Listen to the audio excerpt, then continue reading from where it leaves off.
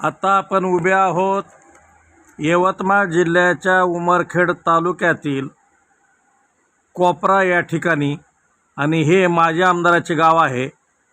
आणि या ठिकाणी यवतमाळ जिल्हा परिषद बांधकाम विभाग क्रमांक 2 अंतर्गत कोपरा ते चातारी ह्या 3 किलोमीटरचे 55 लाख रुपयाचे GST सह मंजूर काम सुरू आहे। आता या ठिकाणी पहा, पहिले तर या ठिकाणचे खडीकरणाचे काम निकृष्ट दर्जाचे झाले होते। याची आम्ही बातमीसुद्धा लावली, परंतु गेंड्याची कातडी पांघरलेल्या अधिकारी आणि कर्मचाऱ्यांना मात्र जाग आलेली नाही। आणि आता जो समोर तुम्हाला रोड दिसत आहे त्याच्या साईड पट्ट्यासुद्धा भरण्यात आलेल्या नाहीत।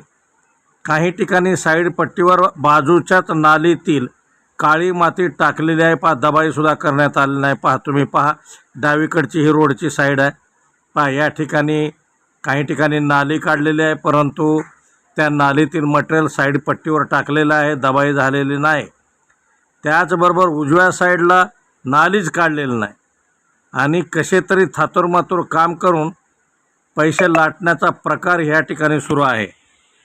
पहा हा कोपरा गावापासून सुरुवातीचा भाग आहे आणि या ठिकाणी तर नालीच नाही, फक्त रोड आहे आणि दोन्ही बाजूला तुम्हाला सांगतो साईड पट्टीसाठी जागासुद्धा नाही।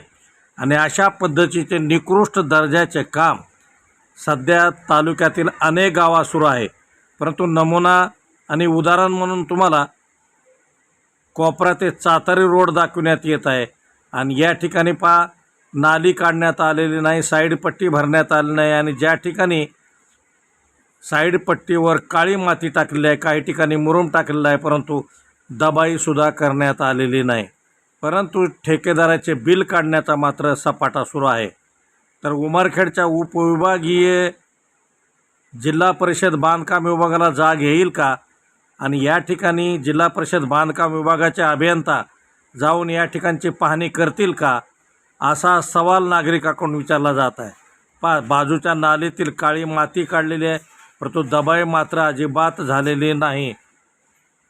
तरी याची संबंधित अधिकारी आणि कर्मचाऱ्यांनी त्वरित दखल घेऊन ठेकेदाराचे बिल थांबविण्यात यावे, तसेच रोडच्या साईड पट्ट्या ताबडतोब भरण्यात याव्या आणि साईड पट्टीची लोलरने दबाई करण्यात यावी, अशी मागणी ह्या परिसरातील नागरिकांची आहे। पहा अग्निबाण लाईव्ह न्यूजसाठी डॉक्टर आंबेजोगाईकर, उमरखेड।